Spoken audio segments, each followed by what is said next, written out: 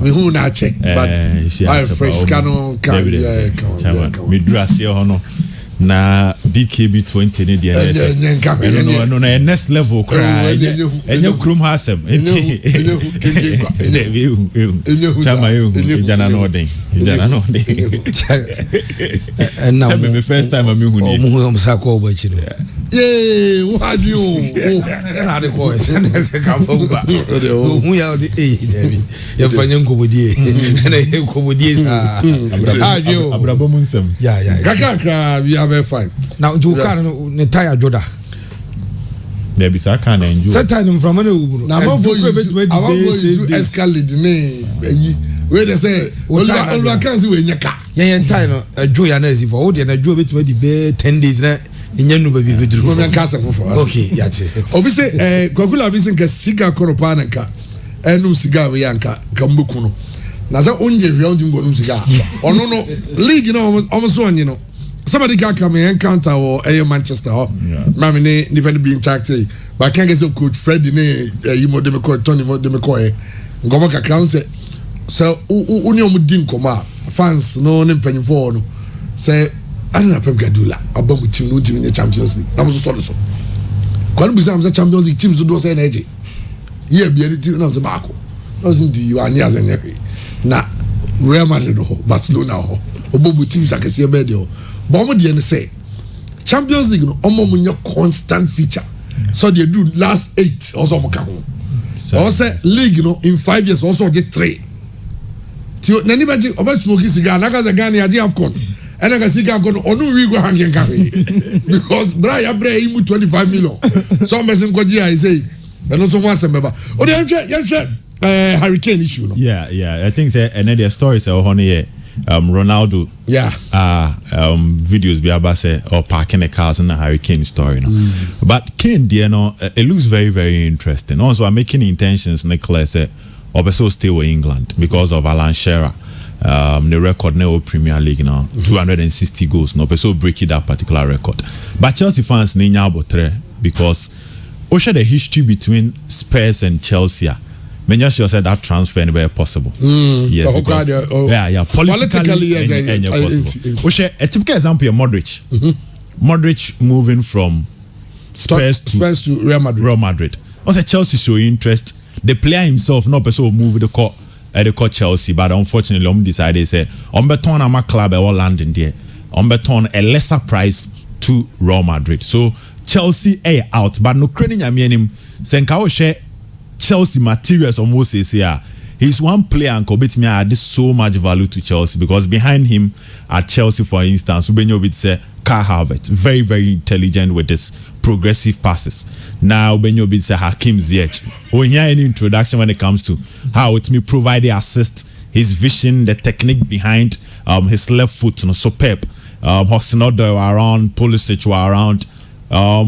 Marcos Alonso bit me if he left back or ababa channel of supply the same as Ben Chilwell regimes munyana ntinka ojina Chelsea anymore you can imagine the kind of supplies and Kebeba Hurricane or any Hurricane a player he's very very smart when it comes to finishing but I know it's possible now Madrid and Barcelona so your clubs are financially at this particular moment no money so stable so make me a call for somewhere around 100 million for a player like Hurricane and Madrid is showing interest in Mbappe he's one player or Dom Akuma so pay Barcelona at the moment will need to get rid of Griezmann and Coutinho and so wage bill so before they can go in for another elite player which makes it difficult into England now England now be catches a City and Manchester United now I think say Glazer family we have pressure bomb so within the last 3 months transfer market ni bia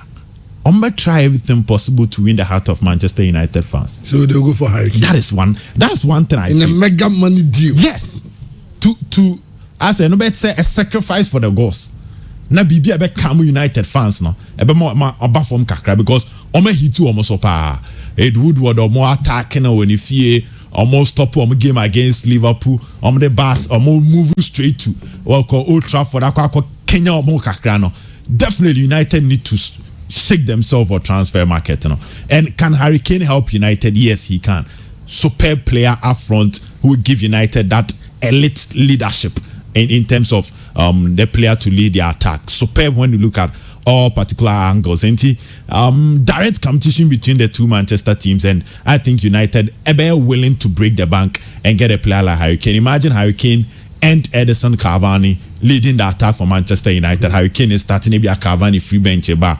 Now we have Bruno, now we have Paul Pogba, now the supplies nearby. I think say United for now come abeba from Kakana, Harry Maguire, Genechiro, and more what we call the leadership, the interim Kofani free Leicester. It will be a good business. But the ultimate team is Manchester City.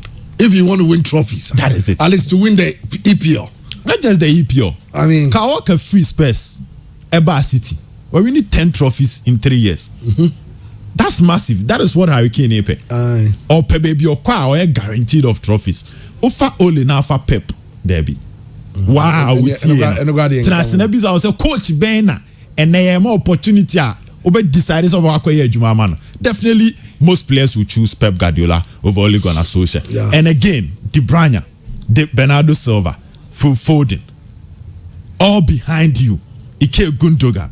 Omujina wachina so mu piaba, Riyad Mahrez mu piaba, and Man City so ababe eclair say Sergio Kun Aguero. The strikers only Gideon. That is it. Throughout the season, most of his game about force 9 system. And Harry Kane there, the ultimate club is Manchester City. Almost now financially, because and the story we about it's a City bit made the Gabriel Jesus. Nom the Skakano.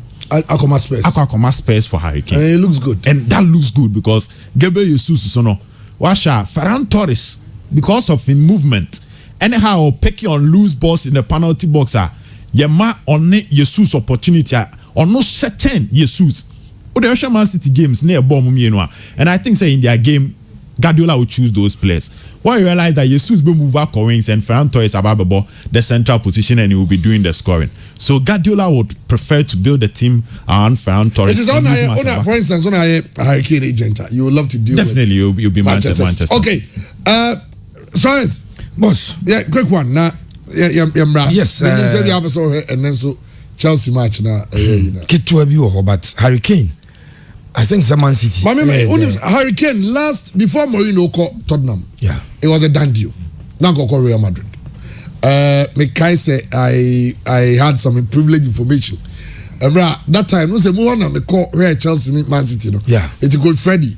Like it was a good Freddy to the agents no near you. And apparently none the agent ne Freddy Perez that question about 2 times. Oma can be we are oko. Mourinho what am pa Chelsea omo ko new stadium. And it's sad until one of Mourinho so by Mourinho and a stop deal no. Yeah, that factor. Yes. It's Mourinho free one na Mekai say akonya Hasla team ya no. Ena ko Freddy ka say onim say Mourinho ko oko no. Harry Kane on the season we will overcome. He will leave. And unim say Adieba kwa Harry Kane. And to stop him so it depends on the manager you are bringing. Say Harry Kane was ani aka just Guardiola ba eya. He will stay. Okazika say Zidane ba. He will stay. Tottenham he will stay. He will stay, yeah. Okofa. Okazika ba. I'll agree. Okazika atete ba. Say you go on Kobe obi dwane o matin you go ba.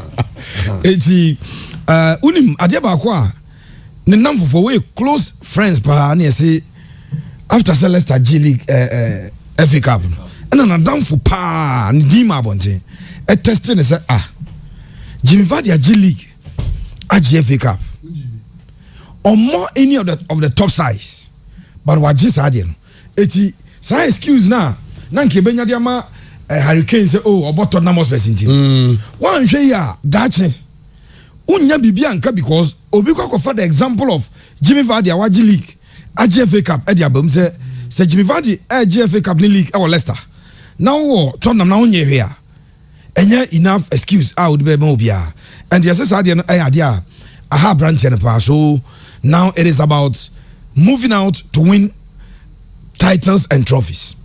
And Chamo Young kind of Harry Kane style of number 9 Auburn in the Premier League today.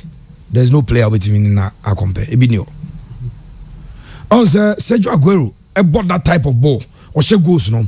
Obetimi build up play now. He holds up play to invite the other players. But Sergio Aguero, Nancy injuries, I make sure say all kind top strikers is here and for Harry Kane, yes, I will agree with Obi Obekaze.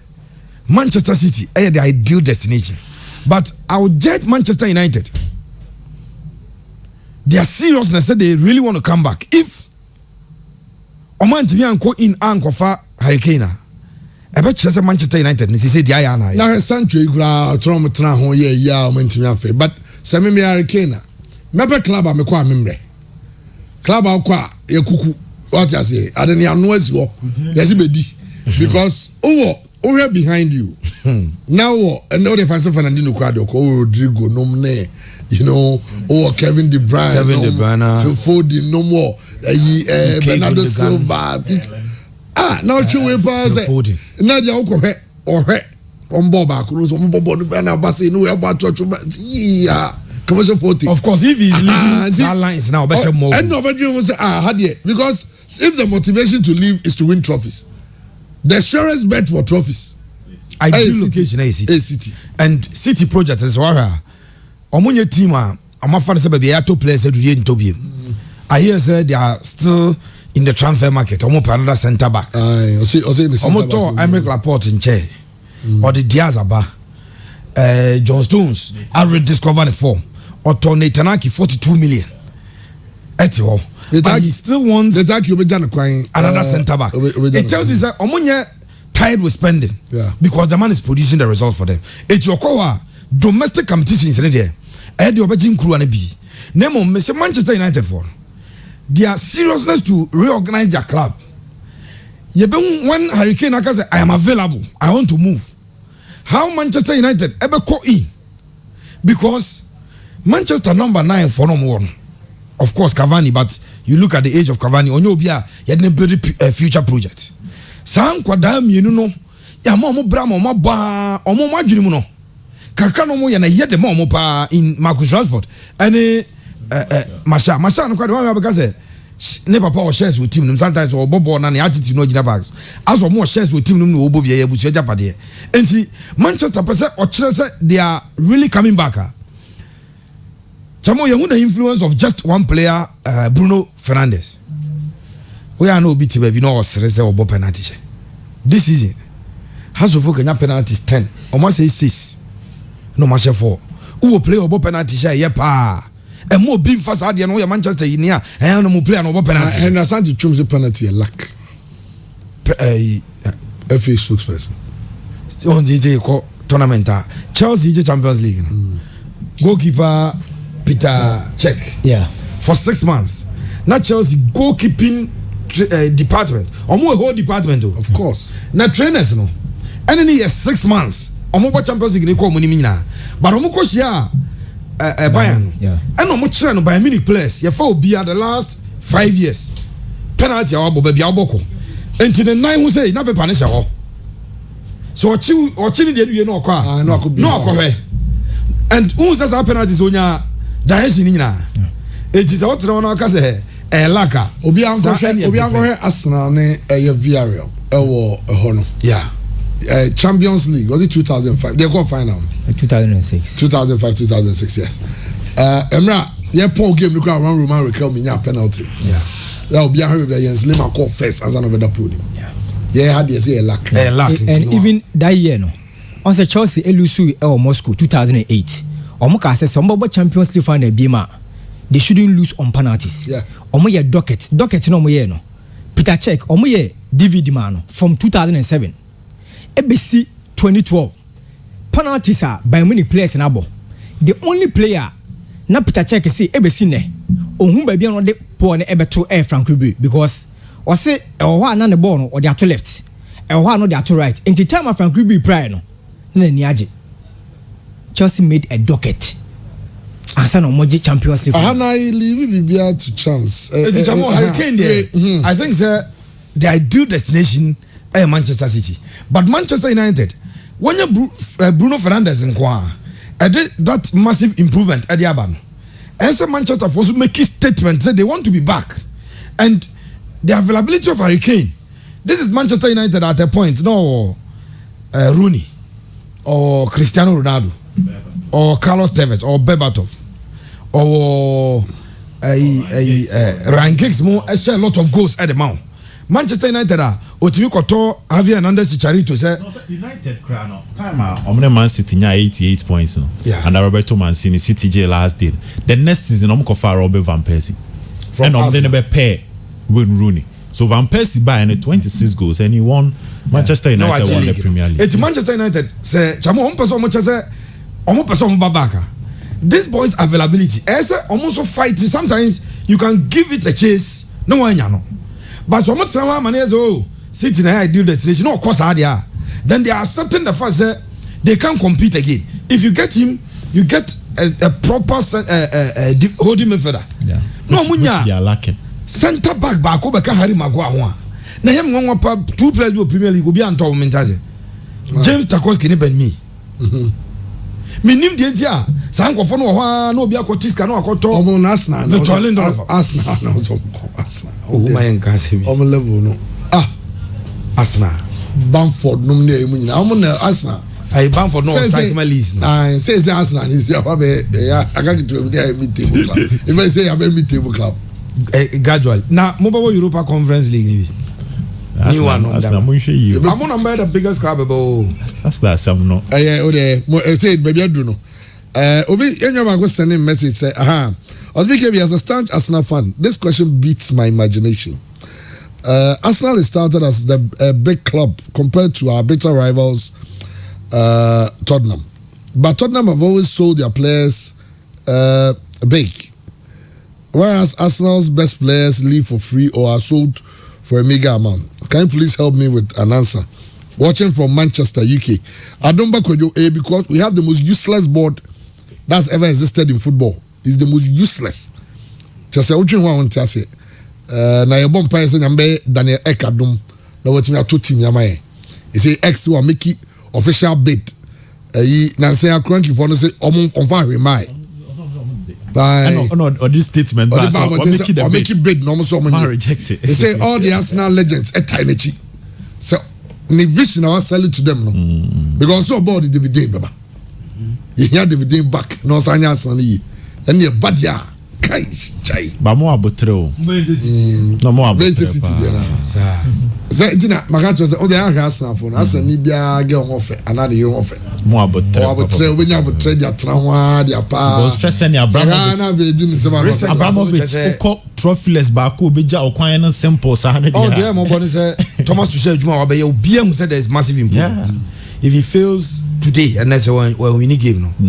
Na Olusu Champions League na so be sepa on pam no but be na start the following season no o start the following season about 10-15 matches na say until league ni ma the man was like you because only times so twen and was it Saturday no yeah or the AJJ trophies and on Manchester United and the two most successful clubs if you so buy it is a what to be na Saturday nya but for Arsenal yes recent back which say Arsenal fan behind Shadam Pebble but or a Berman yes why not so Pebble Arsenal fans fan the Pebble Debbie yen ye Tiboase Arsenal fans say what Tiboase say the Biezulu Debbie yes Olusu kwa zo pro ade ye Tiboase Man City started no Arsenal fans the Crystal Palace omubowura mu Arsenal no mo fa Adebayo mo fa Toure just like that later om the Samuel Nasri ni Clichy be ka that time na City afena no mo pet top form road Nasri mo buy no mo J first Premier League no mo players and no mo toto now City they don't even go for Arsenal players so omo move to a whole new level and look at what Manchester City is doing we check the gap in the last 10 years there chama mabotre no sododo because United for fans na kakra yikura na enkoye kura hampo no won say no mo kika omo Arsenal for no there abotre there I think say dictionary ni for Arsenal replace patience okay ela mo ba Arsenal ba ne ba Arsenal ba ebeyi you got trophyless Real Madrid you got trophyless yeah controversial as you but this Spanish La Liga Kakrabi about 2 minutes be and me nim so in the game now but near Kaba Hurricane as now it also opens another door for let's say Chelsea because it is likely that Tottenham won't like to do business with Chelsea because of the rivalry of course London clubs even though we were Eastern we were not but we were Western we were not but Ocean say two Manchester clubs no prayer it opens the door for Chelsea to go for Haaland because someone made no attention beba so Haaland becomes an option but anyway and then Chelsea Leicester Chelsea will be damn they need a clinical finisher Haaland ne bet ma still na ko eze Haaland dey how many goals na buy Timo Werner there from Ofria Iba as na 35 goals say be chairman for Hurricane offer from 2015-2016 season now Hurricane am a double figures and a Chelsea we a potent goal poacher now between Manchester United and Man City these two clubs I was saying can news in about Bontia Hurricane ka say na Juma out Tottenham Hotspur in ebe na wie no club and me hwe ni so betima e di briefcase akọ Manchester United because United ni nim say England omofa the best na nya Man City into United ebeji omudi no what the fa Dwight York obo Aston Villa for 9 or 8 years no makwatam naba fa Andy Cole obo Crystal Palace obo Newcastle no makwatam naba Dimitar Berbatov epeja Tottenham Hotspur no makwatam naba Robin van Persie and say Obed Ekan ho asem no in 2012 or share 30 goals for Arsenal in the English Premier League United for kofa ne buy no or share 26 goals and ojo title the mom and that was the last title for club FNC Manchester United into England United offer the best players Hurricane ene say offer the last 10 years he's among one of the finest number 9 on my play game in him but number 9 for ene more than about the last 10 years no obiako baby obaji trophy into the enku achieve 15 years Thierry Henry no any Champions League or Barcelona ko je David Villa no want to many trophies of Valencia or Barcelona e ko je Champions League Luis Suarez ball Liverpool amo madi second that slip ninti he went to FC Barcelona to win a trophy and then Zeko ne only the AS Roma attack no waje EPL title waje FA Cup with Man City so Mario Balotelli waje EPL title Sergio Kun Aguero had a lot of trophies with Man City Karim Benzema the last 10 years check number of Champions League trophies Karim Benzema nya into a striker of his caliber or per trophies because football no and yes unfree mu no nye ye the eraser appear the free register him until Luis Nazario de Lima won the Champions League but he won the FIFA World Cup for Samuel Eto'o 2006 won the Champions League with Barcelona 2009 won the Champions League with Barcelona 2010 won the Champions League with Inter Milan for Didier Drogba won the EPL titles with Chelsea the last kick our Allianz Arena Champions League final on the boy at Chelsea GA. So all these fine strikers Obiano aje trophy but what about Hurricane a player washa more than 200 goals obako or ohia club or moje trophies said the bear any football no so yebeka no chairman the Elcos or Chelsea no they should be very careful football no sanity se upeja na okosora se be ya obetima gina so wache no ya na problem but in a class bi ehun say se ono Chelsea ba you must score the first goal so my Chelsea che first goal eno ano no ene it's in that Leicester versus Osewini I see that game ending score the draw first goal okay. Yes ending the draw yeah okay yeah vencio na yemrefi and in the Ghana Premier League you go so matches in the Koswa Medical Kase Friday Hearts of Ugen in Yomaya they could go top of the table for the first time in how many years in a long time when last time Hearts of that league top okay Menkai I guess it was around Frank Nuttall time no Atengamo ne boys 2016 yeah Nuttall time yeah the last time and on that top and I was between Omowa Fani Adriana. I'm the pre-top na and that game against Adriana or Accra. They ended 3-3 no. And you can referee say no. Has for now said Daniel. And then since Omasala and she said the next 3 games they must get 9 out of 9 points. 9 out of 9. Yeah. Omone 11 wonders. Omone Chelsea and Great Olympics.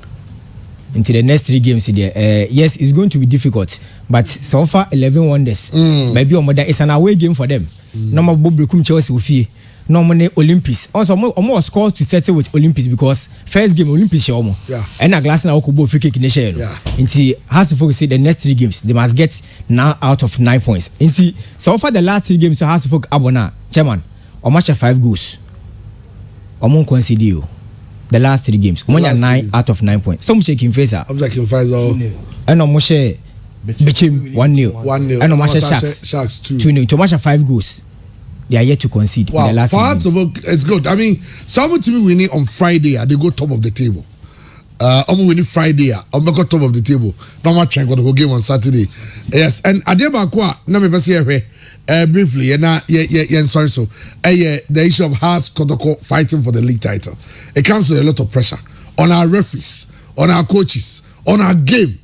Because say, I mean, you heard the referee Masolu Sukoye any ehon say some go pacho Matisse were free elimina Sharks for apomacho me I don't want to believe that apomacho for first of all the penalty ne said the numeracy coin who say red card penalty leads to a wrong red card yes and again he showed the wrong player the red card at that time no if you are confused he was confused the 25 sacrifice man yeah player no say 25 and a two no dey haje ball but oye very integral to omu team no because referee no it don no coin no cross sacrifice no the red card what type of officiating is this was a other players say no one or now your assistant referee a page of flag agent also after a kick penalty kick. Now has to folk players have catch say the flag is on. What page of flag? No, ignore. I think that time no person balancing the books. So but I mean, let's agree. Yeah, I agree. The first one no, a mistake. Yes, and chairman, first one the amana who say referee no, the position, a very poor on the field of play. So be a PFM Ghana on Facebook see here game and down. Jerry. My timer build up every 50 urban. Build up now unim say referee the time about but no on your and no sign baby distance dem no baby apos who hwe bia hwe ne now ball no coin na say piaban referee never 10 her baby oko so he even moved away from the scene. He was not moving away from the scene. So the ball is almost have a build. Sharks are now in control. It's almost have a jab. It's a very poor position. So from that distance, I no penalty. Clearly, baby o jane baby a player no. I told no dey ball. You can forgive the referee say well yeah. This one, me you referee baby say well yes. Me say well. Baby I mean forgiving referee say well who say. Say well we can forgive you when you whistle and directly points to the spot. Set a penalty. Now players the ban so I don't know you know be any so no kasa o. It was go be so be. What did you whistle for? Some whistle for bibia. How now you point it? I mean at the moment no. You want to forgive you. I mean he saw it because Nensano contempt do. So no oba ebeji o. But Ojiwie no. Event after Ojiwie. Yes. And the mama question the ability of the referee onyade because let's agree say well any and adeba kwa da bia asem we want attack some champions say ball players are checky players or normally and time ko bebre and no na man suka je penalty ti akotoko Accra you complain because say ball normally ball players are to but all the time we are almost I just a board don't pay so far but we quite ball if aso pie waje we be ogina waje yate ase Ujiwie ya no first na omukọ referee course ya chom say uji infringement look out for the player na ujiti an first but what me agi infringement one who player no I'm a player for Baba catch say I am here you have the benefit of so be consulting other referees there are 3 other referees the line 1 the line 2 and the 4th referee one consult be a player no be catch say I am here no also okay yanko no going record at the plan because player and say on one. That is number 2. Number 3. Yeah, ball kick. Una ujina penalty box room. Assistant referee snake share lines ready amount. Goalkeeper need declare to the neighbor come see abontize. ɛna ɔsɛ tu baako bɛka ho ɛna opie na ɔkye bɔ ɛgyare ma adeɛ no nyinaa yɛ ɛyɛ me fɛ pɔpɔpɔpɔpɔ patɔ kyɛn mo yɛ adeɛ ɔn sɛ goalkeeper na ɔde ne nan baako apie na baako si line ɔyɛ sɛ ɔbɛba na ɔsan de second one free so ɛna ɔde second ha baabi referee position wɔn hu ɛyɛ sɛ wɔn no ha baabi referee gyina eti referee wɔn hu a menya sɔ so bɛtuma paase any eye test bia nya driver's license sɛ adeɛ wɔ so wɔn hu a still wɔn hu yagye to so wɔn hu wɔ assistant referee no agyare ma ne mo bɔɔl no na wɔgyina no baabi a ɔbɔ wie a assistant referee bɔ ɛsɛ wɔ sorry for the line so wɔbɛgyina hɔ wɔakye bɔɔl no look at the ọbọ ya na assistant line immediately because assistant referee no check line wɔ hu yeah then players come and call you say patch your head no peja flag no ignore how can we take all this as mistake eti later no choba say never again which of the things ACL na never again on the penalty bonus say bi and next time bia so say assistant referee no ka say peja flag obeti no assistant referee I don't know but Emid they say obianfa because initially now say ya take go on share Kebe take just shine out of how the folk win and of course with their recent great performance and for my own but me really say broadly say Kotoko your house and let's not forget about this penalty Kotoko also were awarded a very bad free kick that resulted in the goal. An unexisting what you say? Tackle. Now the American say yeah, Babe share Adebia Kotoko has the April League. No? Yeah. We person also say Godasro. This is where our referees, our best referees, and as a referees, no a game and as their best performance.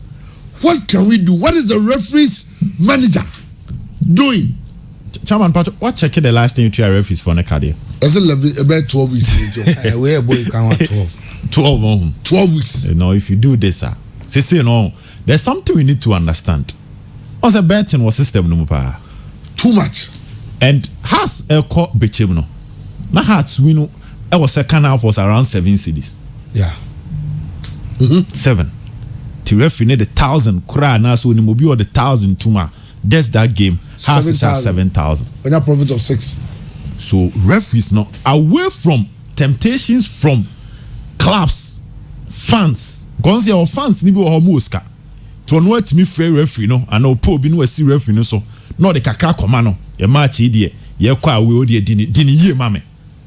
And you on your official, once your officials on yes sir, and your fans on yes sir. All these temptations no home team temptation wo and betting so about become so another aspect of the game and so bit me influence a game no because sometimes we bit me sometimes there's this allegation that some of the betting companies they even influence some of the matches and they can target the referee because so or the chance to influence the results into when you know of course now referees now at this particular stage teams say pre-relegation why table now.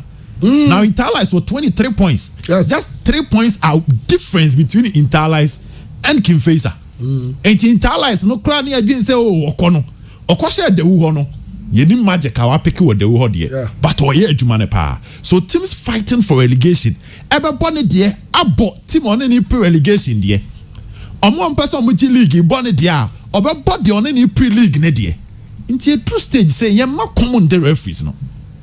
And it's one thing I can say I can no yen factors are the embemu referee come match on one and didn't see kabeko so easily they can be influenced it I think say if any person a good game wa first thing first yentwa referees neka ni empe a planner matches na die anim no omusi kan omunsa beka ntem sane no no ma omunkon fore enfomunsa enkoye nyoma biem again let's appoint the right referees. Na asema okay kwa unim dia ma me machine referee yeah odi ball no di we no say 1,000 na last time is 700 minimum some the 4,000 there 800 or it's only 100 na account now what if 1,000 no odi match back na it is like it's over be ready 3 weeks time yes yeah no asan ko di na 3 weeks was said e dey be a referee for no dey obi ka 3,000 now this same referee we odi ball no could in referee nyame na dom or Toyota Camry bi o yusu market value we are 400 million 450 we to come will be 400 I just can there 2 years half of second half win yeah okay and I got the second half win and I be change second half win 7 cedi with the 440,000 to so I say was no sesa ne shebre say we check him so ogu company no was sesa ne shebre ogu 3 by 7 21 2.1 billion yes for 4 kan 2.5 okay when you say we most much no was suspend the west ban ya ban for life only bobium when you 2.5 billion adwuma dodo say no Ghana how which NSS can it's about time I also say Sabia even better no kwa no yenye homra say in football sports bet ye chiwa now uka one bia ya you be even prosecuted because sometimes I'm gonna you go to jail sometimes red card ni penalty in there no osoro pa o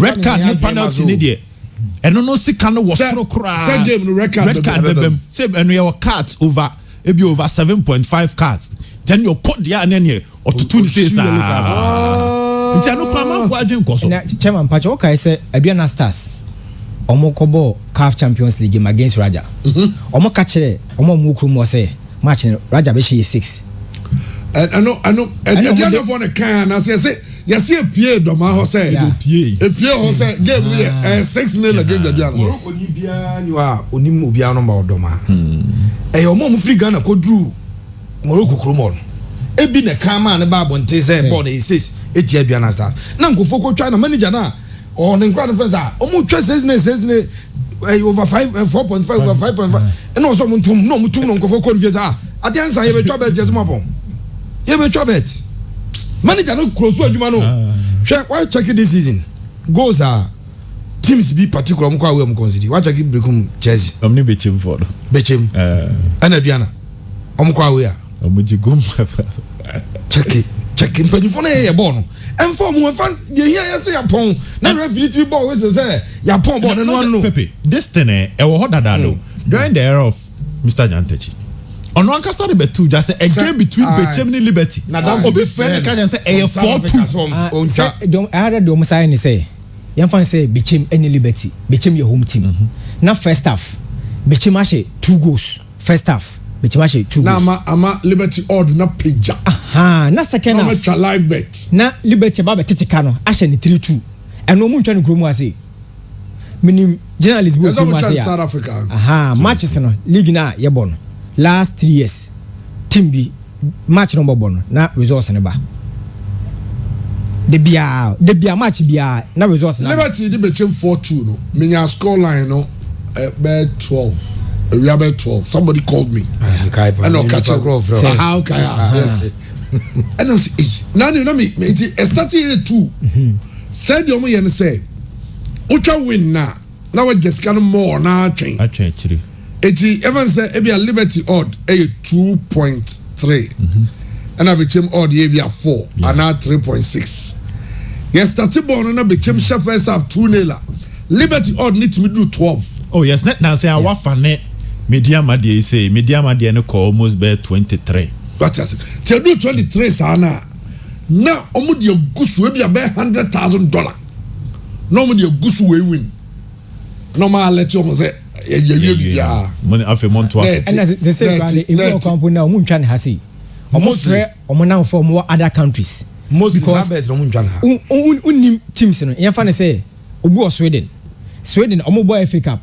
sa FA Cup no boss teams no unim omo na de ono te Sweden aka che say omo information aka che say team we e Asante Kodoko we omo ya de pa we e bia brekum che say omo nya de na say o de agusu wo hono no omo ma hihye nti omo hihye okromu ase what can we do so because we are sitting on a time bomb if you are not paying referees we are sitting on a time already scale the two omo yes extra enye enough now some come sadi omo a 7 predators obi any what about the omo kama ka no and chairman so abani mabono after Anas expose chairman ansana dia baba what said na say goalkeepers no the kind of goals those do consider am for agenda as ade no so take your time Olympics and wafa no koshe Karela last minute goal no last minute goal na e finance am yen fa no nto nchen koshe Karela ne Elmina Sharks e be an genuine miss David Nancy Adoso pa Karela ne Sharks so mo video na nkom menyim kiro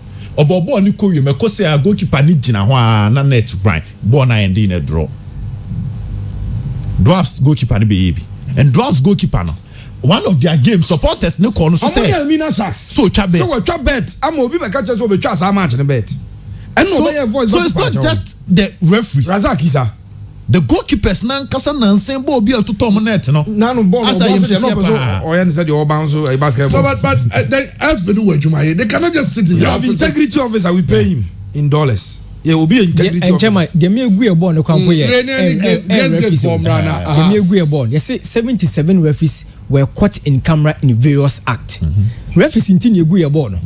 Na say referees in tin agree about na e chance free NC no. NC one e chance say bad officiating e koso. And F not now to date. Changes be am. You should league na say first 10 matches no and I say from week 1 to week 10 it's always interesting. I am officiating no much English referees no it's always interesting but e do baby say kwa de nya hwehwe e get you die embers of the season now come back say be pm no chairman e be chen AC Milan ni Liverpool dey no maye no because referees no one yen hwa de o referees in Tomoka even say FNA decided say before you try referees in ka you better the performance of the referee and I say after officiating the games right after the game you throw moka ni ahwe incidents I see here say be a referees no you throw moka ntema decisions we never you throw moka ntema say never the FA has not done this so we ne sa ubehu say any referees ma ekom di o ma na officiating very bad and I say referees you discan kwa mo ntema still na officiating e da so e bad then no what me stance I think we need to monitor the various numbers of the referees. We don't do till referee na ssa BN9 no ma no na division 1 obi so obi mu a striker no so akala defender no mu a oje penalty there ya ne say 12 matches there was some the to the lowest rank of division 2 into division 2 me say we a serious organization check referee an appointment no 2 days after your appointment the kind of course after the game the course but on maybe na ko si panyin bi so ball ni bi e jo munye interested in that and no one say we say referees platform no ya ma appointment e bia kankan bodu kotoko Bechem United now colleagues no copy no match the rest of the season half of next season no more it is your then you abandon in January but we can go further and get the people behind because referee not just a penalty they say defender no mum ya chichere na referee penalty tian me nya cho say referee no nko ana adwenem and somebody might have influenced him is also complaining almost all the clubs are complaining and they are complaining it's a penalty near Angelo influencing game Bechem United against Hartlepool that last minute penalty Richard Atta na me nim what he was thinking obe crash Bechem player seriously nyamene edom Hartlepool wan just born out to attrem so e come bi and e kotie so I think FA no person o take proactive measures on liaise with the network companies na okroman na you monitor referees okay and I think that you ever transfer nyame adu match na conversation they also can having or even more but I think about Ghana football and how we can improve our officiating. It is quite sad say this time I try every president to bring back the love Libiano. You want this current situation. Yeah, the Grace gift Herbal for